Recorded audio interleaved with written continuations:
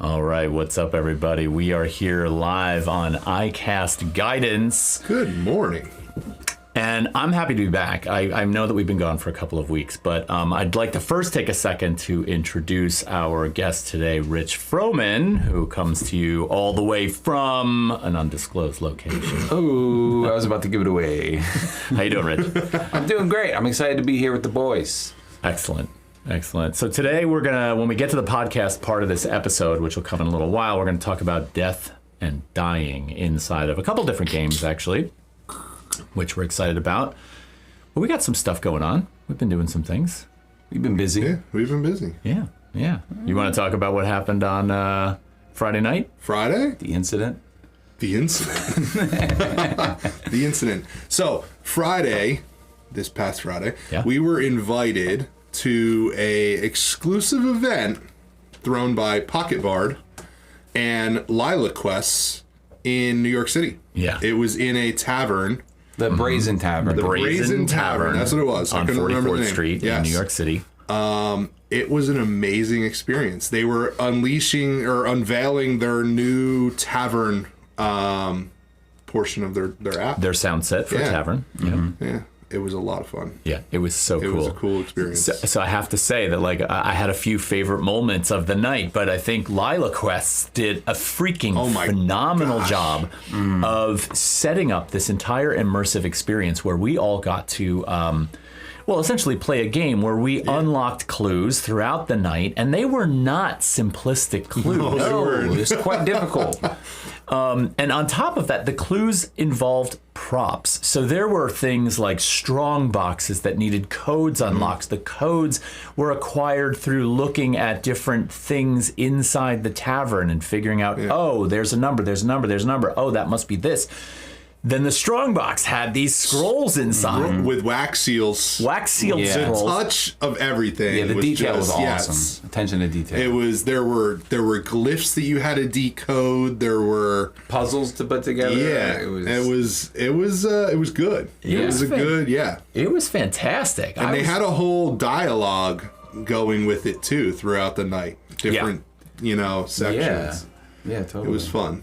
And they decorated the tavern I think that was partially a lot of Lila Quest decorating the tavern. Agreed. All the lights, the way they had it, sort of the nuance to some of the things in the sidelines, like all the giant screen TVs, which would be in a normal bar playing sports, had this woodland scene with fireflies on it, which kind of made it really kind of magical. It was very cool. They had really good food, drinks, and they also had tarot card readings and free little tattoos that you just stick on for a little bit. It was a good time. Yeah, we had a lot of fun. It was fun.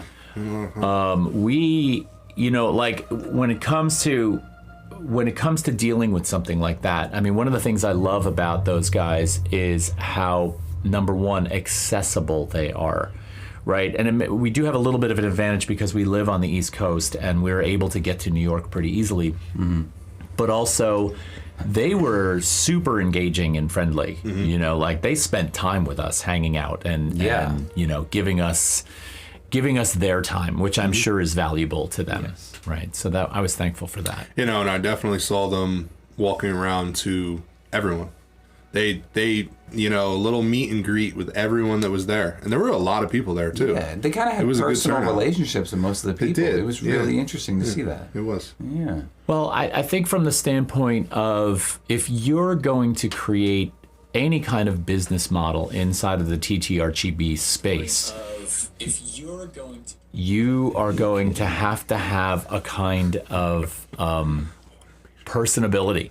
You're going to have a level of engagement because this realm, the realm of the TTRPG, particularly Dungeons and Dragons and any offshoot from that, has always been this kind of welcoming space. You are never meant to feel pushed out of this space. And so for them to walk up and be like, what's going on? And you could be from any walk of life. They were just it felt really good. Yeah, it felt really good. Totally. And they knew our names when we checked in. Yeah. Which was crazy. They were they came up to me and they're like, "Are you Todd?" I know. I'm like, well, a little different, but close. Not exactly. Yeah, but when I walked up, well, I'm not going to name too many names, but the one person who was receiving us was like, "You're Todd," and I'm like, "Yeah, you're good. Yeah, you know what you're doing." Yeah. So that was very cool. So what about? I kind of want to talk about that a little bit. We've got a few other things going on. So number one, Rich, you're going to be starting your own little segment, aren't you? I am. I am running a TTRPG type of news segment. It's gonna be like fast paced. It's gonna be exciting. It's gonna kind of like feel like the Eric Andre show, also mixed with like Between Two Ferns, with TTRPG news sprinkled in. So it's gonna be fast paced and fun. Hell yeah! Wait, I want to talk about Between Two Ferns because I have no idea what you just said. So sure. Garret didn't do his homework. But Between Two Ferns, are you gonna bring like the sort of? I love the humor that's in that. Yeah, I love that. I want dry. I want awkward humor. I want it to be high energy. The editing to be kind of fast paced and crazy. Yeah. I want people just like walking through, or like I want Garret like sitting in the background like eating cereal, just staring at the screen while I'm doing my like news bit. You know what I mean? Yeah. Just crazy stuff. Like was it Jennifer? Who was in Hunger Games?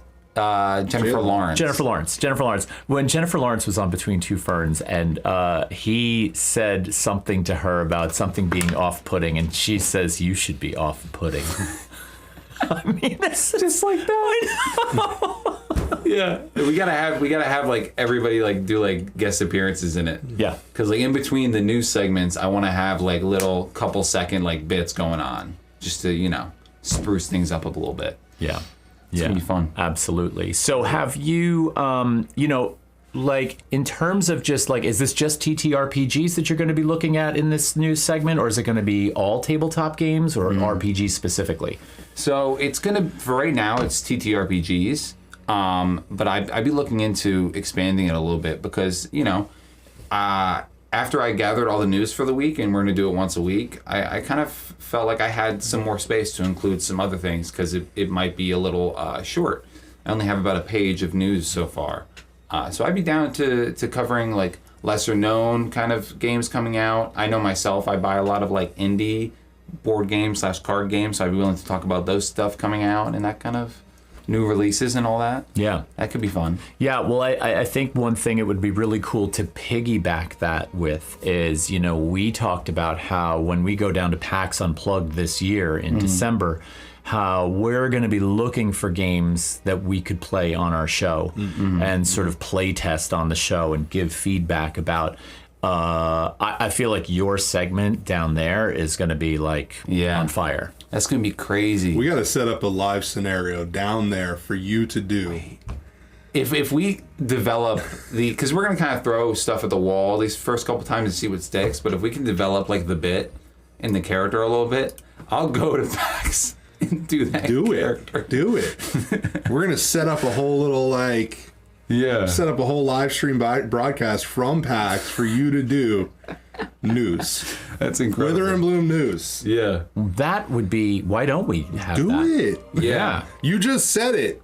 Well, I did, but I didn't think about it from I thought about it from the standpoint of, doing recorded segments because that's kind of just my jam most of the time. Yeah. But if we had a booth or a live scenario, that could be awesome. Like man on the street type stuff? Yeah, man on the street type stuff. Exactly. Yeah. That's what I was thinking of. I love that. Because if you pull up a chair anywhere inside of PAX, I think, and start recording, someone's going to be like on you, like, what are you doing? You know what I mean? It's gotten to the point down there where it's so big and so monitored. I feel like that, like it's going to be very hard to pull something like that off. Yeah, but people are walking around vlogging and doing all kinds of stuff there. So it's That's true. I think as long as you're not harming anything. No, I can see totally pulling up. I thought when you said people would come up, I thought you said they'd like it, not stop it. Yeah, no, I think they would like it. Okay. I think, pull up at one of the side gaming tables and just start ripping out a little, rich live from. Well, that happened. Yeah. Remember when we were learning, you and I were at a booth, and I think we were playing Return to Dark Tower, or we were playing some game, and at the table next to us, there was a live stream happening. There was a person doing a live stream section. Yep. Yeah. All right. There's people live streaming their D&D games. I think you could totally do that. It would be on awesome. Location. All right, so look forward to that. Look forward to that, because we are going to be at PAX Unplugged this year, and a few I think months out.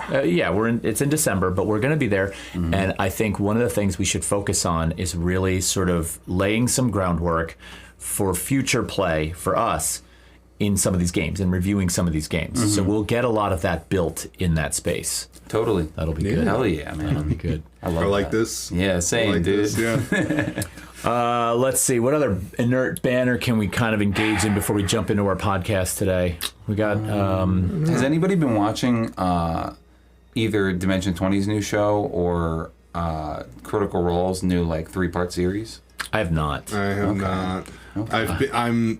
I am behind on a lot of my watching of new. That's series. weird, because you were always up to date on Critical Role. I know. I have fallen behind, and we were talking. Todd and I were talking about this the other day. I'm not too far behind. I'm 7 or 8 episodes behind. Well, that's a lot. But I don't know. I've been busy. Work's been busy. I feel that. So That's fair. I'm behind. I haven't seen it. I mean, have you? I've seen Dimension 20's new show called Never Stop Blowing Up, and it's so fun. Picture an 80s action movie rolled into the Kids on Bikes system that they've kind of revamped and added some Michael Bay type isms to it. And it's just insane, dude. It's so fun. Huh. All right. Yeah, it's really cool. Wait, when you say Kids on Bikes, what do you mean? That's a type of TTRPG. Oh, no kidding. It's a simplified, more role play heavy type of TTRPG. Okay. And they added the really cool systems to kind of make it more action heavy. So you have these abilities, right?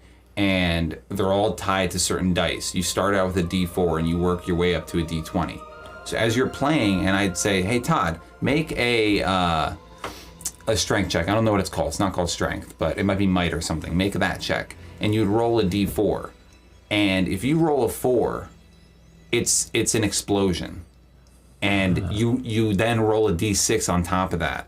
Anytime you cap out the dice, you move up a dice level. And that's your permanent dice for that ability now. Oh, okay. So then from now on, you would roll the D6 going forward on And that. if you get max, you move up. You move up. But you can move okay. you can keep going. If you keep blowing up every time you roll, you're gonna add that all into that one roll you're doing. Interesting. If that makes sense. Okay. We saw this mechanic somewhere. Was I talking to you about this, where when you roll damage in a critical strike, one of the critical strike mechanics that we talked about had something like this? That was in our critical strike discussion. It was exploding dice. Yeah, it was exploding dice. It was on a Warhammer aspect. Right. Where if you get max damage, then you got another one of those die to add to the total. Right. Yeah, I remember talking about that. So if you were to roll 8d6, for example, for the damage of something, for every 6 that you had in there, you could add another d6 to the pile. Yeah, so and it's just Does it keep going if you keep getting compounding. sixes? Yep. Yes. I love that so much. So that's But I like that they've added the fact that it also permanently increases your base stat, essentially. Yeah, Interesting. it's very cool. So I'll have then, to check it out. Yeah, so you with should. with Kids on Bikes, and I want to keep asking questions about this because I'm interested in it. Yeah. Does the inspiration for Kids on Bikes go towards this sort of? And I'm going to exactly go what you back think. to the 80s. Yeah. You know, where we're talking about either things like E.T., the extraterrestrial, Stranger Things, the type of this notion of you've got 8 kids all on banana seat bikes, whipping through a neighborhood, and That is exactly what it is. Okay. It's all those kind of movies from that time. It makes you feel like you're kind of in that in a sense. It's less of a power heavy min max type of thing you would do with D&D, and more of a human versus more human type things in a sense, if that makes sense. Okay. And is there a Is there a like what tends to be? In other words, do you build like a homebrew kind of storyline that you sort of run through? Yeah, they have written ones that you can go with, but a lot of the time it's very easy to build in your own homebrew type of anything. I think a large majority of it strictly goes with like the abilities, rolling to do things, and that type of sense. It's interesting. Like there is no damage, I believe. You either succeed on the attack, and if it's 5 over what it needs to succeed, you're gonna take damage, if that makes sense. Right. But that's up to the DM to say what kind of damage you take. Okay. And I think you have a certain amount of times you can get hit like that. Yeah. Before something bad happens. But it's very role play heavy and improv heavy. As you're talking about all this, I'm recalling all these scenes because I grew up in the era of kids on bikes, right? In my neighborhood, we were all on bikes. We were all out all the time, and we were like, if this were a role playing game, it's totally dead on accurate because there were bad guys, right? There were kids on the block that we just didn't like, and they were like not nice kids. They were like bullies, right? Yeah. And we always felt like when they came near, or if you were either like hiding from them, roll stealth, right? You were attacking, you were defending yourself. Like all this stuff happened, and I can remember a few occasions where it's like we would have strategically placed buckets of acorns in the neighborhood that if you had to spring into attack and you needed a projectile, we had buckets of acorns ready for the attack. It was brutal. It was This like is so Neanderthal. 80s. It is so 80s. So dude. 80s. It's so cool. All right, so I love this game. I want to hear more about that. Yeah, maybe we should bring it in sometime. We could? Yeah, We that'd could be play cool. some kids on bikes. Yeah. I like that. Hell yeah. All right. Any other stuff? I don't know. We could jump into our main show if we want to. Could do that. Good. Up to you. We got ready? a lot. I don't know. We got a lot for Death and Dying today, which Yeah. I'm excited about. Excited about Death and Dying. Well, Weirdly. interesting. Yeah. Weirdly. I will say this.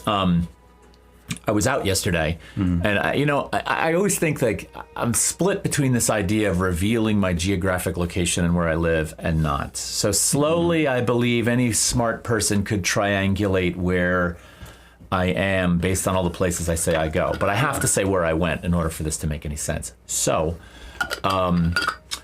we went out yesterday, and there is, in the town of New Hope, Pennsylvania, there is this store called the Creeper Gallery. Oh, yeah. And the Creeper Gallery is this eclectic shop filled with oddities and weirdness. And they even have a room in the back called the Red Room, where they have cabinets of curiosities that have all been proven to be haunted, and they have a book back there where you can record your experiences if you feel something when you're there. And it's like a weird dark museum. You go through and you will see, like, for example, a doll, and that doll was owned by so and so, and the doll is known to be haunted because of this, that, and the other thing. And you go there and you experience all this stuff. Plus the store is filled with objects like this to buy, right? Wow. Yeah, there's nothing. You can buy anything that's proven haunted. Some of the things that are proven haunted are for sale and some are not. But the store itself... Insane, dude? Are we taking a Wither and Bloom field trip? No! Yeah, we are. No! But wait, there's more. So number one, you can't buy anything like pre-packaged in this store. All this store is about is like estate sale finds that are creepy. And like, so last night we bought these 2 puppets from the Czech Republic that are antiques, and they're very strange. I'll show them to you later. Very strange. Really like them, right? So we get done with this store because they moved locations and we wanted to go see their new locations. Very good. We come out of the store and they're now across from a shop that's called the Something Mage. And now I'm doing it an injustice by not knowing the exact name. But I'm like, the Something Mage, what is this? Yeah. So we go across the way to this store and it's filled with handmade wands and tarot decks and costume props. They had hats, they had steampunk goggles, they had really good stuff, right? Yeah. But my favorite part was they had a rack of cloaks, and all the cloaks were different. They had this deep, dark navy blue woolen cloak with a hood, with a clasp that fit me perfect. Perfect. And you didn't buy it? Well, I had it on for quite a while, and I walked around with it for quite a while, and then I figured, I'm not going to spend only $125, which, frankly, for this article of clothing, was insanely worth it. Yeah. It was a $300 piece of clothing. The fabric in this alone was worth more than $100. Okay, so it's a beautiful piece. I regretfully put it back. I might try to go back and get it. I would not wear this cloak before November. It was so heavy. But anyway, we had a blast going to this store. They even had like these draped coverings, almost like a smock, that on the tag, it said, willed to us by the elder Wiccan so-and-so who passed away in blah, blah, blah. Like this belonged to a witch. I mean, what better garment to wear when you're in your game or DMing or, off to Ren Fair, whatever, walking the streets and looking to get tased. You just playing them? Right. Yeah. I love that idea, dude. I know. It's actually so really cool. So I got to get the name of that shop. I will get the name of that shop and eventually stick it in the description of this once this lives on YouTube. Very cool place. I've spent more on a crappy robe from Harry Potter World. Exactly. So this blows that stuff away. This feels authentic. Yeah. Right? Which I really appreciated. That's sick, dude. Yeah, I was trying to find the name of the shop. Can't find it right now. Oh, I might have to drive back down there. Yeah. And maybe get myself a cloak on the way. Well, there you go. Yeah, I could do that. It's not an excuse. It's research. That's right. We need it. It's an expense. I mean, not that I would write anything off because that assumes I'm making money. Anyway, do we want to jump into our show? Let's do it. Do you want to jump into the podcast? Let's jump. All right. Yeah. So, all right, everybody. Welcome to iCast Guidance. We are going to be talking today about the topic of death and dying, and we have a special guest with us today. Rich Froman is here. Yes. How you doing, Rich? I'm doing great, guys. Thanks for having me. Great to be here. I'd like to thank my mom, my dad, and my grandma. You're welcome. Which one of those are you? Grandma, is that you? Grandma? So, as you know, we kind of always cover a topic on this podcast that, we've gone over things like critical strikes, we've gone over armor class. A lot of those have not made it to the podcast sphere yet. This one finally will. We're actually going to put this one out there as one of our podcasts because we've been warming up to the topic, or warming up to the whole production, I should say. But I thought death and dying is a great place to start for us, right? Because start from the end? So we're going to start at the end. Because it happens all the time. Well, I don't know if it happens all the time, but I think one thing that's really important is I think that death and dying are the motivators for player investment and agency in this game, right? Which is a big, as you know, is a big thing for me. Yeah. Right? Yeah.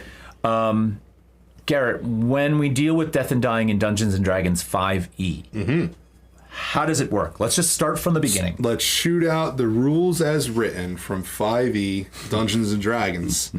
When you drop to 0 hit points, you either die outright or fall unconscious.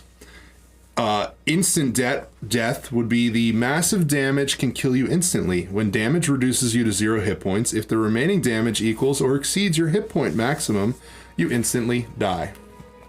That would be you were out. You're done. Right. You need to be revived. So to contextualize that, for those of you who don't know what we're talking about, if your character has 30 hit points and then you take 60 points of damage, which would reduce you to obviously 0 and then to negative 30, thus going negative your maximum hit points, you're instantly killed. Death saving throws are off the table.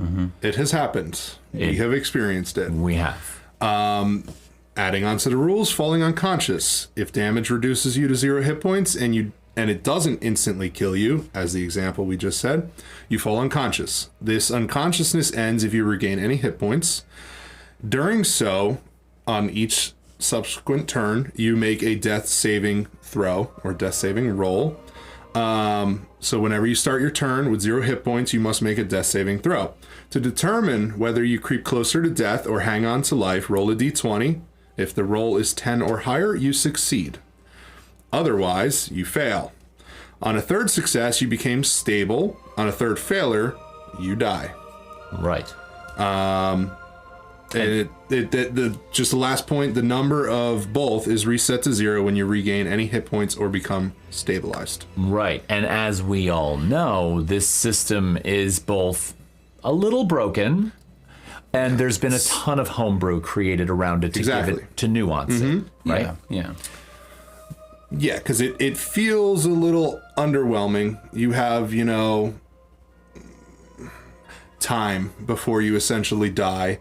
And any amount of healing or aspect can just bring you right back to life. Right. With no underlying consequence. And this is the big problem that I have as somebody who really loves the notion of storytelling. The problem that I have is the place where the mechanics of dice rolling and rules meets the reality of roleplay and storytelling often bang up against one another. And we have to find a way to allow those two to overlap in a believable way. 100%. And this is where we have an issue, right? Yeah. I mean, think about it. If you're in a movie and somebody gets knocked unconscious, there's usually repercussions. Exactly. You know what I mean? Yeah. Exactly. So there is not some force that leaps them back to their feet and puts them in full-fledged combat again. No, that's no just way. not the way it works. Not at all. Right. Yeah. You're knocked out, you're unconscious, you get stabbed or whatever. But think about it. If you take that and you don't shy away from it and not acknowledge it, if you acknowledge it and make it part of the story and you give lasting consequences, that person might go on a revenge plot to find the man that took his eye out. You know what I mean? Or something. Are you saying something, Rich? Who took my eye? Maybe not an eye, but maybe something else. Maybe. So for me, a lot of this has to do with how it's made meaningful. But we can wait to get to that, because I think there's a lot of places where we can talk about how this system of death and dying has changed through either the different editions of Dungeons and Dragons, potentially through other TTRPGs. So where do we see differences in this that you can think of? I have one in mind that I can talk about, but do you have any on the tip of your tongue? I mean, if you've got it, go. Okay. What's yours? Okay. So one condition that, if for any of those of you who have been playing this game for a while, I think we know that one of the more heavily nuanced versions of the game was Dungeons & Dragons 4E. 4E has so many individual little mechanics in it that if you've never played before and that's the first book you look at, you're going to be completely overwhelmed. But there is one condition in the game of D&D 4E where it's introduced for the first time called Bloodied. Now, we know Bloodied as 5E players because Bloodied comes into play mostly in the context of monsters. Because if a character is engaged in combat and they want to assess the condition of their enemy, they're going to say to the DM, how's he looking? Like, how much have I hit him? Because, if you're hitting something that you really don't know what hit points they have left, you don't know where you stand. Bloodied is a condition in 5e that means the monster has fallen to half their hit points or below. Okay? Now, on some level, this is a direct mechanic that is just a descriptor, right? However, there's a lot more to it than that. Now, in 4E, Bloodied also pertained to the player character, which was kind of interesting. So if you got to Bloodied, right, there were some things that were about to happen. So number one, in 5e, instant death occurs when you fall to a negative version of your maximum hit points, like I described below. You have 30 hit points, someone does 60 points of damage to you, you're dead instantly. They rip your head right off. In 4e, instant death occurred when you fell to the negative version of your bloodied status. So if you have 30 hit points, like in my before example, you're bloodied at 15 hit points. And if you fall to negative 15 hit points, that's instant death. Wow. They literally doubled it. They doubled it. Correct. They made it so much safer.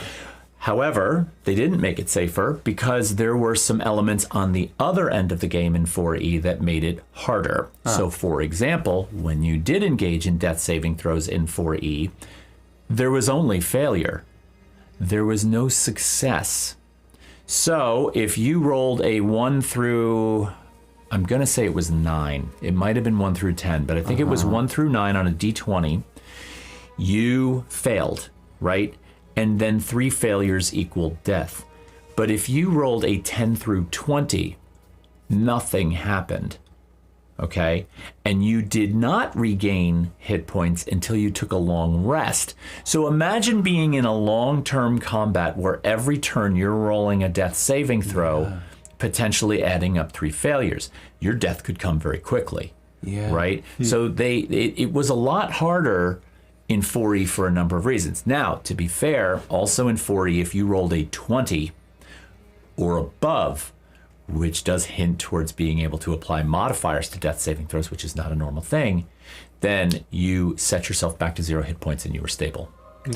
Okay. So there was a way to stabilize yourself, but not by gaining 3 successes. Correct. Like the new rule. That's correct. I mean, thematically, that's a lot more interesting because it's either I am bleeding out for a long period of time or I'm just unconscious and I'm going to be okay. But either way, you have to get checked on by your friends. Yeah, but you still have 3 failures or death. Yeah. So it's still... And the fact that if you're reduced only by half of what the new rule is, you're out. Yeah.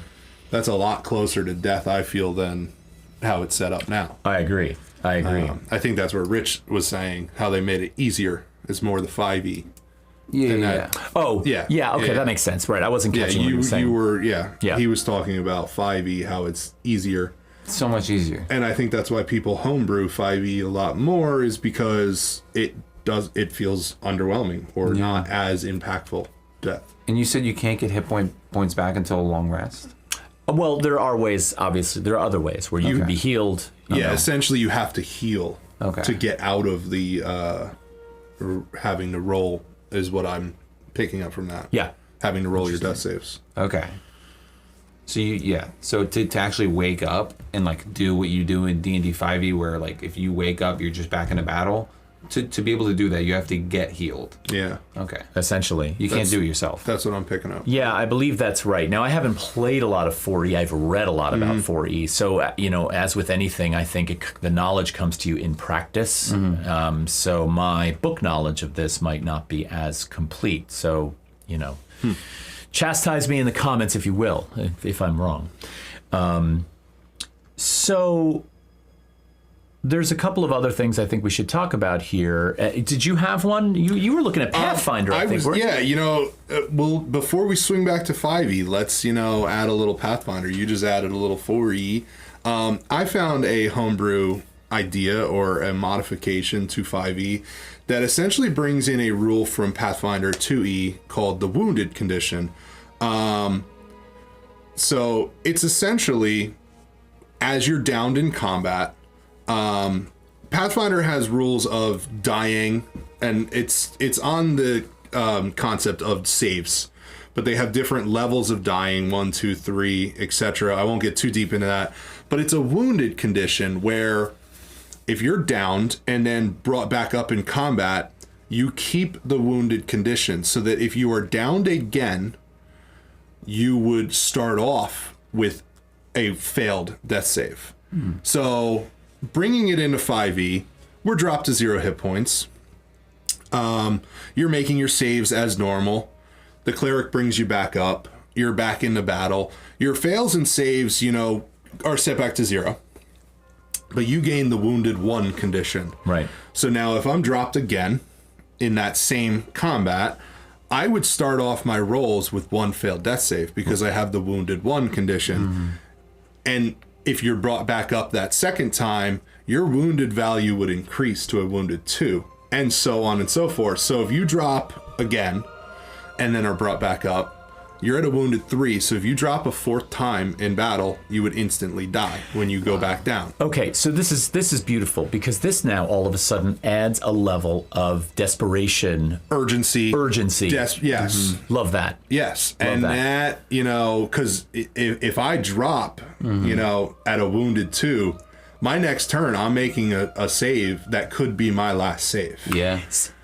See, I think that okay, we're all afraid to die. I would say that if I took a survey of everyone that I walk up to in the next 2 days, Most people are afraid to die. Most people are afraid to die. Okay, so if I'm going to play my character realistically, and I'm invested in that character, I'd like to think I'd be afraid, and I have been afraid, that my player character could die.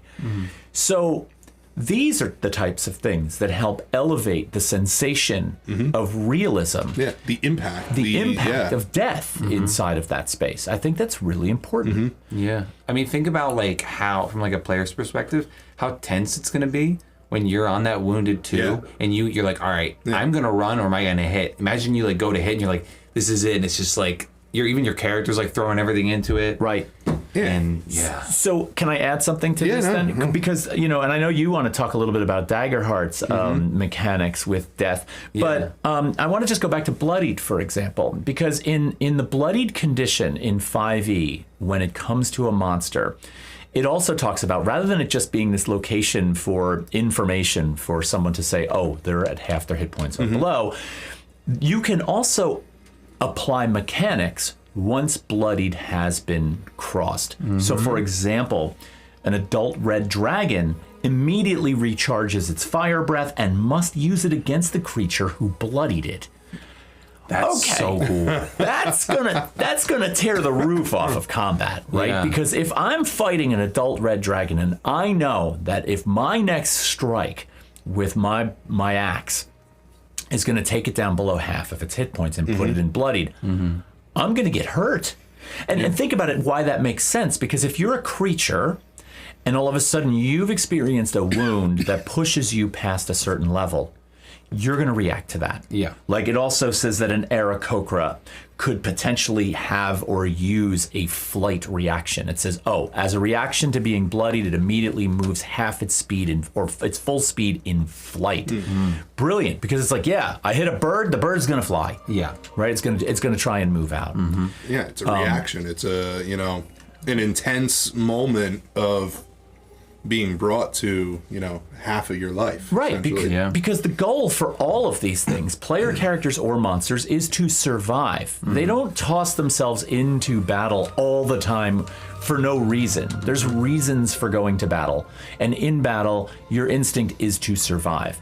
So if you hit a point where you feel like survival might no longer be an option, you're going to change. Your persona, you might start screaming at the people across from you. You might be like, I'm out of here, and you might run. Like Bloodied might cause people to flee. Bloody might cause people to negotiate terms. Yeah. Right? Yeah. Not everybody's fighting to the death. Exactly. Exactly. So that's so interesting. So what about Daggerheart? I'm curious about death in Daggerheart. We've played it before. I love Daggerheart's death mechanics. It's super interesting. So Daggerheart is the first of these death mechanics that gives you options as a player. So when you are brought below your hit point maximum, you have 3 options. Death, but you can go out in a blaze of glory and automatically critical hit. So pretty much like one final heroic thing you can go out and do, which I thoroughly enjoy. Nothing like going out like a hero, baby. Fate, which is basically you can roll the dice with 50-50 chance of living or dying. So you roll the dice and you either get your full hit points back, I believe, or you fully die. So you're kind of like trading there. Or an injury or a setback. The PC lives, but there is some kind of cost / permanent injury sustained. And I think that these 3 options just give you so much flavor to play with. Because not every character is going to choose the same thing. No. I mean, you might have that, big-headed player character at the table. It's like, my last, hurrah is I'm going to swing at this creature. Yeah. And if I can kill it with me, fuck yeah. You might be saving the rest of your party by taking out this creature. That last, you're right there. But I would also say that it's contextual. Hopefully it's contextual, right? So certain ones of those might be more appropriate in certain situations. If the battle is underwhelming, Blaze of Glory probably is not going to be the option that fits the story exactly. the best. So, but if you're like protecting someone and it's super important and it's kind of like BBEG type stuff, you're gonna go out and do that. And think of the impact that has. The way you're gonna be honored. You know? Oh, absolutely. I mean, maybe half the rest of your party is down, and they're, they didn't choose that scenario. Yeah. And you're just, you're trying to save that last person, or you're trying to save your party from being totally wiped out. Yeah. Go out in that blaze of glory. The question is the blaze of glory, or then do you roll the dice to see if you get your full hit points back? I don't know. The downside of it being completely underwhelming and everybody dies. So if we add a level to this, because this is, as I've always said, I want to make this as meaningful and as urgent as possible. As both of you know, in my games that I DM, death is permanent. And I don't mean permanent for your character. Yes, of course, if you find someone who's got that diamond that's worth tens of thousands of gold and they can cast True Resurrection, fine. Bring your character back. We know how hard that is to do. Or possibly Scroll of Revivify. You can get your character back. Fine. Those things still apply. But if you die in my game, you are gone as a player. You die in real life. You die in real life in my game. You're out of Three Ducks Tavern. You're gone. And I do that. I do that to sort of, I hope, invoke a level of eliminating recklessness, potentially getting people to invest in their characters a little bit more. And I know, Rich, you're Don't like, look at me, don't look at me. You're guilty on a couple Eliminating recklessness. I don't know if that worked. No. But what it does do, I mean, and to be totally fair, I'm not a complete asshole when it comes to being a DM. I don't want I don't want my friends to leave the table forever. Yeah. Right? So there are very, very difficult to encounter ways that you can get back to the table. And we don't need to go into all of those now. I don't need to explain my game to everybody. Yeah, we haven't lived it yet. No. Let's hope we don't have to. Yeah, let's hope. But the point is that if there was a level of urgency to your death built into gameplay, established from session 0 forward, and now you're trying to choose the context of whether or not you're going to go for full hit points or full death, what another layer to add to that decision-making process. True. 100%. Yeah. Oh, it's so interesting. I love it so much. But bringing in now, let's switch it a little bit. Did you have anything else to add to Daggerheart? That's kind of That's pretty much it, Daggerheart, right? yeah. It's okay. So I was gonna say let's circle back to what we do at our table, because the agency of death and possibly being out of the game, like you said, there's ways back in, but not as easy. The suspense of death, we've at our table have put it in the hands of the DM, Right. where our roles are hidden from the other players at the table and yourself. Well, you're talking about the death save rolls. The death save rolls. Yes. If you are downed in combat, the death save rolls you're making. Right. The DM is making. So in our game, let's put this into context, though. Let's talk about why I made this decision. This decision. If you fall unconscious in combat, you are swimming in a soup of the ethereal. You're in a dream state, or you're just blacked out. You are unaware of whether or not you're going to come back to consciousness, or whether you are going to die. You could be in a coma. You've been whacked to the point of not being able to be conscious. Okay. My thinking there is, one, if I'm making your death saves, you're scared out of your mind because you have no idea where you're going to go. I could look up at you at any second and say, Rich, the envelopes of the afterlife begin to open in front of you as the choruses from the heavens above begin to sing. Could you describe for us what you see in your dream state as you pass from this existence to nothingness? Holy shit, what a way to kind of force you right into like, oh my God, I just died. So, but I know this is problematic for a lot of reasons. Yeah, and to just to add on to what you were saying, if it's the opposite of keeping the rolls on the table and your fellow players know, Rich, he's got 2 successes. He's fine. We're not going to go over there and try and stabilize He's got 2 successes, 0 failures. He's fine. Right. Don't worry about him. Urgency. There's no urgency to it. There's no there's no mystery. They're out in the open. yeah, I've rolled an 18, I've rolled a 16, I'm good over here, guys. They continue to fight. Where in real life, you don't know if that person's about to take their last breath or not. There's going to be an urgency. You know, you want to help that person. You want to, you know, heal the person. Whereas if you see those rolls, there's no mystery to it. There's no... This is the first real place where D&D death saving throws are broken, right? I feel. Yeah. So we try to find a homebrew solution that is somewhere between my total authoritarian I'm rolling for you, which may or may not be the best solution, I agree, and this kind of completely transparent on the table, oh, he's going to be fine. What do we do? Well, I think that there's this nice middle ground where you tell us, this is it. I'm going to roll this in front of everybody. This last one matters. Oh, that's interesting. So wait, I've already made a series of throws for you. Could be as many as four. In theory, because I had 2 saves and 2 failures. And then I stop on your next turn and say to the whole group. Interesting. Or you just stand up, you give us all a look, and you roll it out here. Ooh, that's intense. I love the I've drama never thought there. about that one there. I love that. You don't even know if it's good or if it's bad. That's a great idea. Wow. Because at that moment when the DM stands, the DM might be standing all the Something's time. happening. Anyway, something's going on. Something's going to happen. Okay. Because your job is to make us as stressed and as impacted as possible, right? Right. So you taking the early ones that don't mean anything is fine. But us doing it together, because there's nothing like rolling a dice together when you know it means something. Right. That's true. I kind of like that because that bridges that gap a little bit. The other one that we had was with you rolling them and not being allowed to disclose.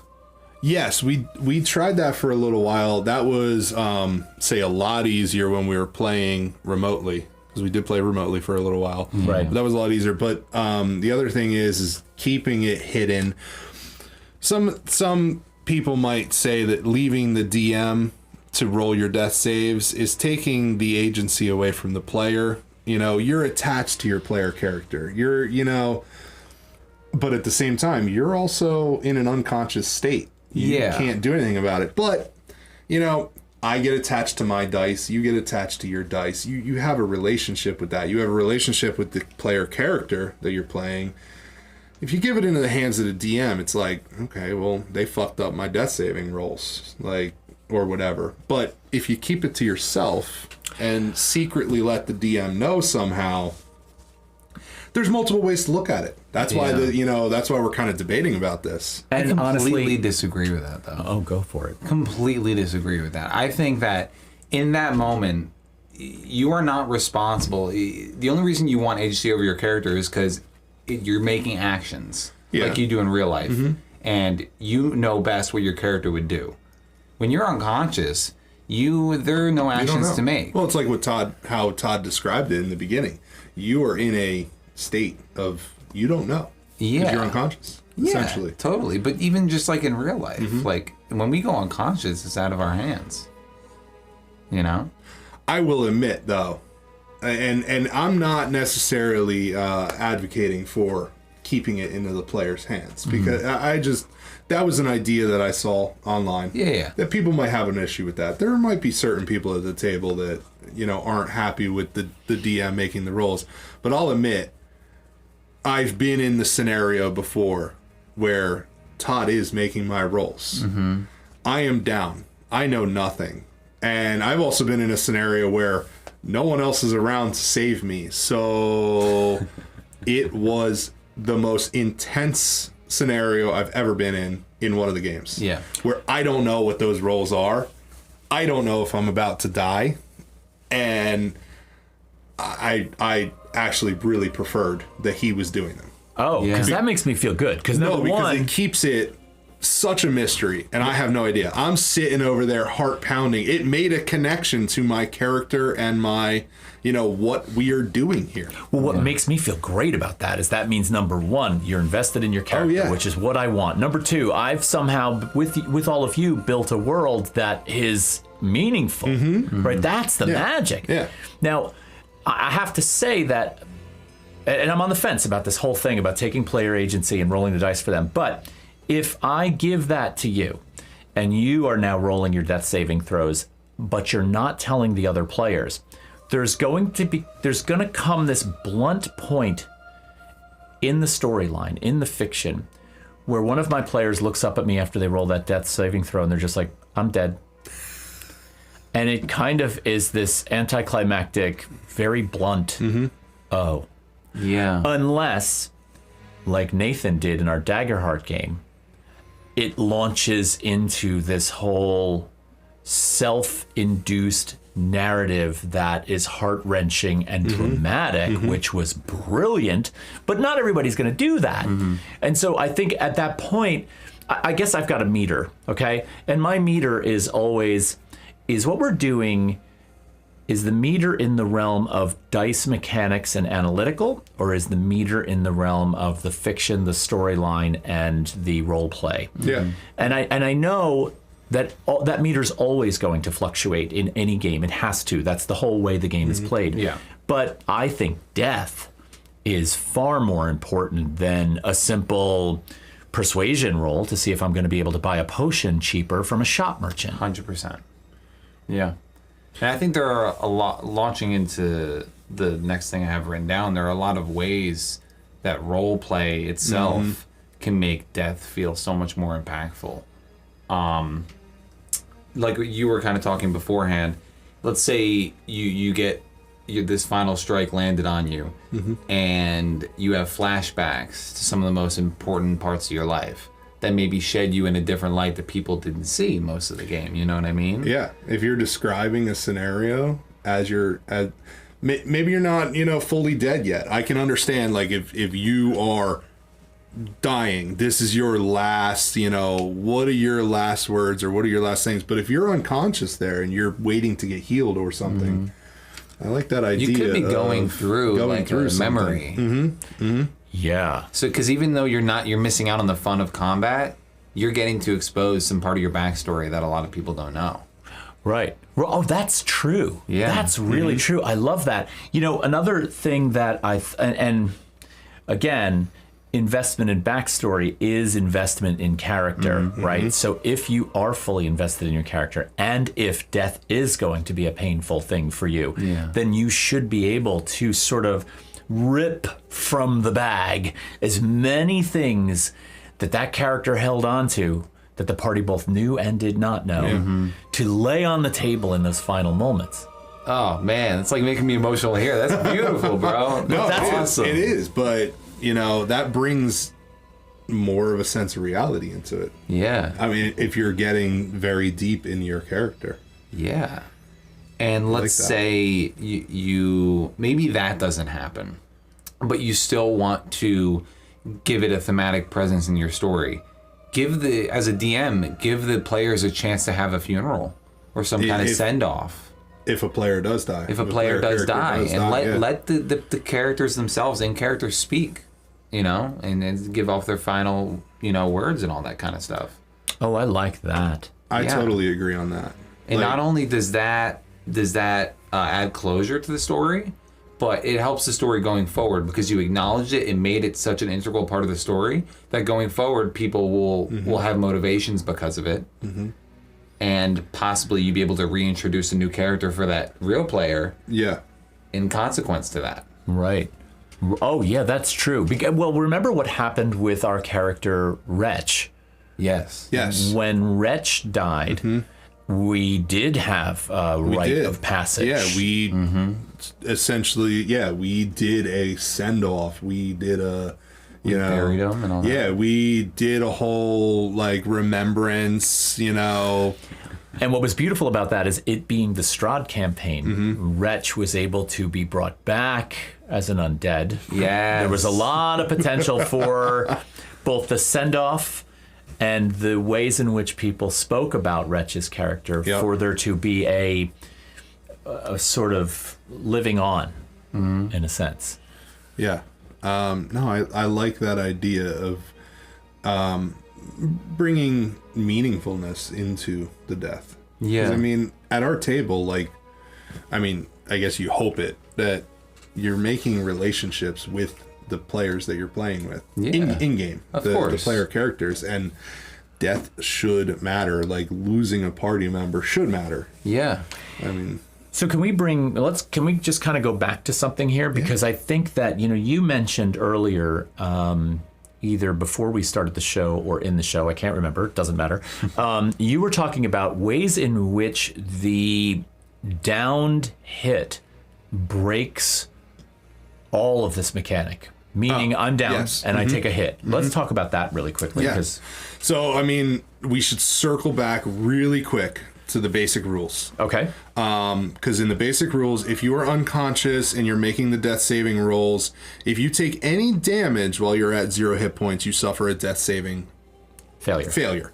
If the damage is a critical hit, or you are hit with a melee combat, it counts as a critical hit, and it's 2 failures on your spectrum of 3 successes or failures. Right. So to put this into context, I'm down. Yep. I'm unconscious. I have not made a death saving throw yet, but the monster, who, isn't going to accept the fact that I'm merely unconscious, comes in with a second blow. Because I'm down, it's automatically a critical hit, right? Because it is. Yep. And that critical hit creates 2 death save fails. Yep. So I'm 2/3 of the way to the grave at this point. Go ahead. Yes. So, bringing a homebrew aspect into it is the fact that taking damage and auto fails, it's a little broken, because the way that it's written, if you take any damage, you fail 1 save. If you take a stab from a little goblin, it's 2 fails. But if a bugbear comes and smashes you with a club, it's still the same 2 fails. Right. But on the same aspect of that, someone throws a rock at me, or a tree branch hits me, it's a fail. Right. Not based on damage, it's just Automatic. Where... Well, you know it's an easy fix for that.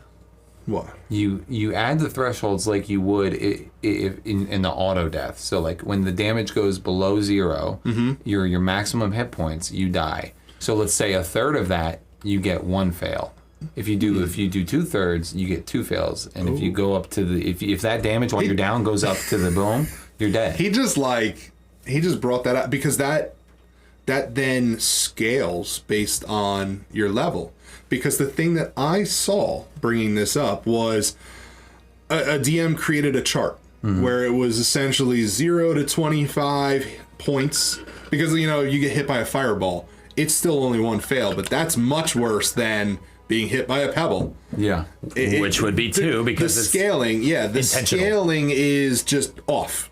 Where he came up with the idea of like 0 to 25, it's 1, 25 to 50, it's 2, 50 plus auto death type thing. But that works perfect because he was like, that's, I'm playing with my characters at level 10. So 25 to 50 hit points is a good number for 2, and but that's perfect because if it scales based on hit points, I mean, that's almost a Daggerheart threshold type thing. Yeah. Just combining based on how many hit points you would take. Yeah.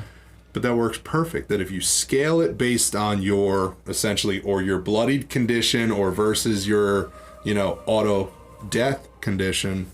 And if it's below your minor threshold, it's not going to affect your rolls. Right. To get back up. Right. So there's a lot of ways that you can mess with that concept. And I want to point out, I think from a mechanics point of view, when it comes to running a game and you have combatants, monsters, adversaries attacking a party, it's so easy to sort of say, oh, that person attacked that monster, and that monster doesn't feel the urge to seek revenge. on that person. So let's say that monster now drops that player to 0 hit points, right? And there's a direct engagement between that monster and that player goes down. That monster isn't done in my book. That monster's going to hit over and over again. Yeah. And so, there's this automatic assumption, I think, on the part of D&D games that once players drop to 0, they're going to start rolling their death saves. And now there's this whole other game mechanic that kicks in and allows you to see, ooh, do I die? But, I'm a big fan of Keith Ammon's book, The Monsters Know What They're Doing. And I feel like, no, that monster's going to make sure you are done. They're going to double tap you, man. That's right. And I've done that before in games, and players turn and look at me and they're like, what are you doing? You're hitting me again? What do you hate my guts? Do you want me to... No, this is combat. Yeah. See, that's hard to say because it's like, does the monster know? Like, you fell. Does the monster know you're making death saves? Not at all. But there's other players that are hitting that monster. So what is that monster going to do? Oh, I think because I can argue it both ways. It's like, I get it. If you were fighting a mage, they know you're not dead yet. And they might hit you again. To me, if you're fighting a bear, a wolf, I think that wolf's moving on to a different threat. Well, it depends on the creature. A bear or a wolf loses its interest after the creature goes unconscious. That's what I'm thinking. But if it's like a kobold, and it then depends on the level to which you affected the kobold. Yeah. Then it gets an emotional response. I agree. Yeah. I agree. It's very up in the air. It's contextual, It is. for certain. It is. Yeah. However, I do think that given, the condition of the combatant, are they in fight or flight mode because they've been bloodied? Mm-hmm. Are they super defensive and almost in a full state of hysteria where they're just going to want to rip through it? There could be a reason to do that. Yeah. So, and listen, I want to make it perfectly clear here that one of the things we haven't talked about in this episode are things like revivify, resurrection, bringing you back, which we're going to do as a completely separate podcast because that is an entirely different ball of wax. Yeah. Resurrection, bringing people back, that is a whole separate scenario. And like the funeral that you had mentioned in sort of helping to fill out the sort of investment players have in their characters, the notion of resurrection is a complicated one. It's not just like, bing, you're back. Yeah. It is in the rules. It is in the rules, but it shouldn't be in the game. Yeah, of course. Last thing I want to talk about before we go, and that is this idea that when you're down, and you become stabilized, or you do become able to engage in other words, you haven't died, right? But you've been unconscious and you come back. I like this idea where you're coming back with some kind of marker that says, I don't agree with this notion that the cleric hits you for 8 points of healing and all of a sudden you're back up swinging your axe again and you're back to normal. I feel like it needs to come with a consequence. Yeah. Is the consequence a point of exhaustion? Or is a consequence of flavor of the DM to where you got hit? I think it could be either. That's what I was just going to say. I think it could be either. I'm pretty sure out there are types of wound charts and etc. that, if you fell unconscious in that battle, maybe you come up with some kind of wound that, maybe you need to spend time with a healer or something to really fix that. Yeah. Maybe it's something that, reduces your ability to swing your lowers your ability score. Well, a point of exhaustion. A point of exhaustion can do that too. Yeah. But imagine also if there's like a really pressing danger and your party's like, all right, we need to run, but then they get you up, and your leg is snapped in half. I was just gonna say, what if you took a massive hit? Let's go back to the example of the bear. The bear just bit the shit out of your arm. Are you going to be able to swing that as well in the next battle? Swing your greatsword at something if your arm's all mauled up? I know there's everything's magical in this world, and the cleric's going to go touch you, and everything is perfectly fine. But I think that takes the severity out of damage and death and being downed in combat. and we can talk about that all day long because, you know, you've brought it up. Yeah. Have it just, you magically wake up the next day, everything's perfectly fine, nothing happened. And this, I think, is going to be part of the episode that we do on reviving. Death, and yes, and you know, we have a listener actually in Germany who says, "Yeah, please, I hate it as a DM that after they get up, they can use all their shit again. Like, hello, you just got effed up." And that's so right. So one solution I think that could be cool for that is, you know, we have critical fail Bibles, right? You roll a nat 1 on an attack, it's like, oh, open the critical fail Bible, roll a D100. What happened? Did your weapon break? Did you damage another party member? What if there is a consequence chart that for when you come back from 0 hit points, now there is this? And maybe it's a simple roll on a table where we can get creative with the different choices, which I think could be cool. I just had an interesting one. Imagine you're like a mage, right? And you get knocked unconscious. But like, let's say you took a hammer to the head. You're not going to remember your somatic components to say the spell. Right. You might be slurring your speech, which could make it impossible to properly execute a spell. That's a brilliant one. And I love the creativity of that. I think this is a place where we could really you could have to make an intelligence check to see, almost like a concentration check. Yes. Can you cast that spell? That's crazy. I love that. You could expand on this so much. Yeah, agreed. But that's what's cool about homebrew rules, right? Yeah. This could be, you know, you could complex the shit out of this. Yeah. But that's what brings severity into the system. Right. I feel like that's the whole thing. For me, it's all about where do we find meaning. Death has got to be one of the most meaningful or potentially meaningful spaces inside of this game. How do we build that out to up the stakes? It's about the stakes. Yeah. Because if you don't have those consequences, honestly, the way that the rules are written, there's no stakes. There are no stakes. You can just run into that room. I got a healer. He can bring me back up. You know, most likely I'm perfectly fine. Right. And you can just, you know, go in there, no consequences, not even thinking about it. But it's like, if there's consequences, you know, you could come out of this battle with a permanent wound or, you know, not able to finish out the day or something like that. And you could be causing an issue with the rest of your party. The way it's written, it kind of feels like in gym class where you play that game where it's like some form of like tag or like capture the flag, where like, all right, you run across an enemy lines and you get tagged, then you got to go wait in jail, and your cleric runs up and just tags you, and you're free. You're perfectly free. Well, yeah, and I actually have another one that I can sort of, and we really should wrap this podcast up, and I want to end on this note, because I love what you just said, and I think this actually applies to that. Yeah. If you have ever gambled for real money, whether it's a casino or your local poker game, and you've had your own money on the table in a situation that has urgency, right? The next time somebody says, hey, do you want to play poker for M&Ms? You're like, no, I don't want to play poker for M&Ms because M&Ms are totally not meaningful. So that's a good place to sort of, you know, not to bring gambling into this, but that's Always bring gambling. Right? Always bring gambling in. No, I agree. You've got to bring the reality into it. Yeah, you've got to up those stakes. Yeah.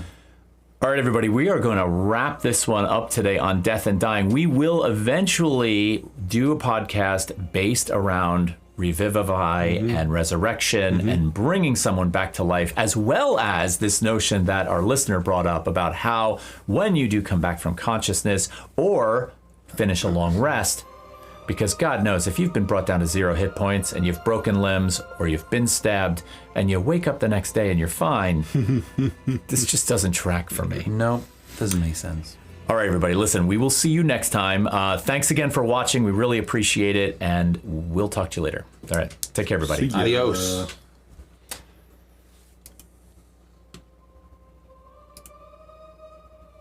Hitting buttons.